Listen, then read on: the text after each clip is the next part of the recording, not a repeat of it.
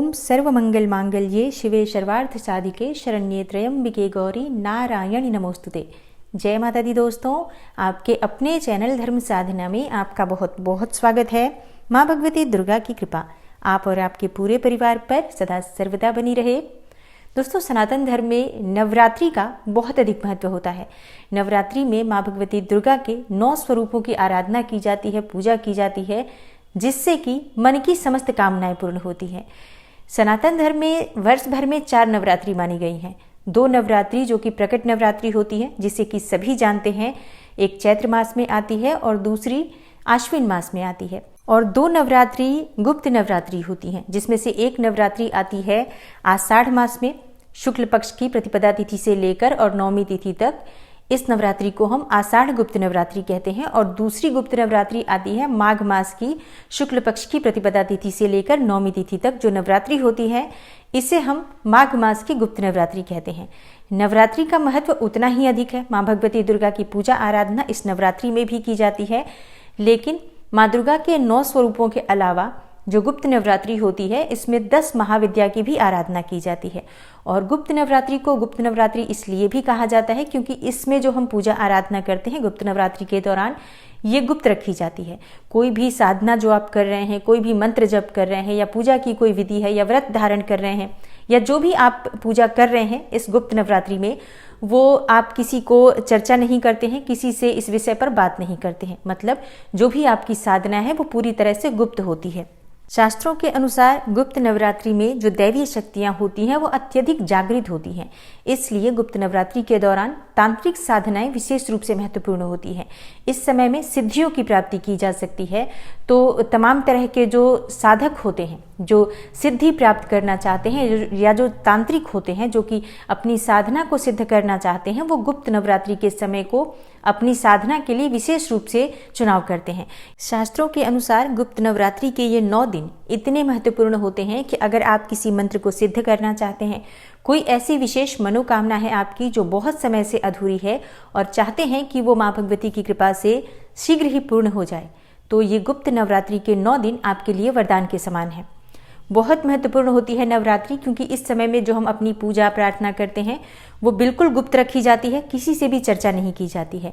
तो आज की वीडियो में मैं आपसे बात करने वाली हूँ कि माघ मास की गुप्त नवरात्रि कब से शुरू हो रही है, कब समाप्त होगी, घट स्थापना का शुभ मुहूर्त क्या होगा, किस प्रकार से हमें नवरात्रि में 9 दिनों में 9 देवियों की पूजा करनी है, 10 महाविद्याओं की पूजा करनी है, ये समस्त जानकारी आज की वीडियो में मैं आपसे शेयर करने वाली हूँ। कौन से मंत्र का विशेष रूप से इस नवरात्रि में जप करना चाहिए जिससे कि मन की समस्त कामनाएं पूर्ण होंगी। तो वीडियो को पूरा ज़रूर देखिए, सारी जानकारी आपको आज की वीडियो में मिलने वाली है। और अगर आपको आज की वीडियो अच्छी लगे तो लाइक भी ज़रूर कीजिए, शेयर भी ज़रूर कीजिए फैमिली फ्रेंड्स के साथ। और चैनल पर पहली बार आए हैं, अगर अभी तक आपने चैनल को सब्सक्राइब नहीं किया है, तो आज की वीडियो अगर आपको अच्छी लगे तो चैनल को सब्सक्राइब ज़रूर कर लीजिए और बेल बटन को भी प्रेस कर लीजिए। इससे ये होगा कि इस चैनल पर जो नई वीडियो अपलोड होंगी उनकी नोटिफिकेशन आपको सही समय पर प्राप्त हो जाएगी। तो बात करते हैं कि गुप्त नवरात्रि की प्रतिपदा तिथि कब से शुरू हो रही है, कब समाप्त हो रही है और घट स्थापना का शुभ मुहूर्त क्या है। देखिए, माघ मास की गुप्त नवरात्रि की प्रतिपदा तिथि प्रारंभ हो जाएगी 1 फरवरी को प्रातःकाल 11:15 पर और समाप्त हो रही है 2 फरवरी 2022 सुबह 8:31 पर। यह बुधवार का दिन होगा, यानी कि गुप्त नवरात्रि जो प्रारंभ हो रही है बुधवार से प्रारंभ हो रही है। क्योंकि हमें सूर्योदय कालीन तिथि 2 फरवरी को प्राप्त हो रही है, इसलिए व्रत हमें 2 फरवरी से शुरू करना है। यानी कि गुप्त नवरात्रि, माघ मास की गुप्त नवरात्रि 2 फरवरी बुधवार से शुरू होगी और समाप्त हो रही है 10 फरवरी गुरुवार को। तो साल 2022 में माघ मास की गुप्त नवरात्रि 2 फरवरी से 10 फरवरी 2022 तक रहेगी। और अब जानते हैं कि घट स्थापना का शुभ मुहूर्त क्या होगा। 2 फरवरी सुबह 7:09 से लेकर 8:31 तक का जो समय है, ये घट स्थापना के लिए यानी कलश की स्थापना करने के लिए सबसे शुभ मुहूर्त है। तो अगर आप कलश की स्थापना करना चाहते हैं तो सुबह 8:31 से पहले ही आप कलश की स्थापना कर लीजिए, क्योंकि इसके बाद द्वितीया तिथि प्रारंभ हो जाएगी। और अब जानते हैं कि नवरात्रि में हमें किस दिन किस देवी की आराधना करनी है। तो 2 फरवरी बुधवार के दिन माँ भगवती दुर्गा के प्रथम स्वरूप माँ शैलपुत्री की पूजा होगी। और 3 फरवरी गुरुवार के दिन माँ भगवती दुर्गा के दूसरे स्वरूप माँ ब्रह्मचारिणी की पूजा की जाएगी। 4 फरवरी शुक्रवार है और इस दिन माँ चंद्रघंटा की पूजा होगी, जो कि माँ दुर्गा का तृतीय स्वरूप माना जाता है। और माँ भगवती दुर्गा के चतुर्थ स्वरूप माँ कुष्मांडा की पूजा की जाएगी 5 फरवरी शनिवार के दिन। 6 फरवरी रविवार को माँ स्कंद माता की पूजा की जाएगी, जो कि माँ भगवती दुर्गा का 5वां स्वरूप माना जाता है। 7 फरवरी सोमवार है और आज के दिन माँ कात्यायनी की पूजा की जाएगी। 8 फरवरी मंगलवार के दिन माँ कालरात्रि की पूजा होगी और 9 फरवरी बुधवार के दिन माँ महागौरी की पूजा होगी, दुर्गाष्टमी की पूजा होगी।